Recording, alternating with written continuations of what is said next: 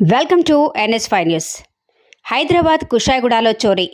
కుషాయిగూడలో నివాసముంటున్న దినేష్ వ్యాపారి ఈసీఐఎల్లో ఎలక్ట్రికల్ దుకాణం నిర్వహిస్తున్నారు. పిల్లలు స్కూల్లో యాన్యువల్ డే ఫంక్షన్కి కుటుంబంతో కలిసి వెళ్లిన దినేష్ రాత్రి ఇంటికి వచ్చి చూడగా ఇంటి వెనుక తలుపు తెరిచి ఉంది. ఇంట్లోకి చొరబడిన దొంగలు బీరువా కబోర్డ్లో ఉన్న నగలు ఎత్తుకు వెళ్లినట్టు కుషాయిగూడ పోలీసులకు ఫిర్యాదు చేశాడు. సుమారుగా 30 తులాల బంగారాన్ని ఎత్తుకెళ్లిన దుండగులు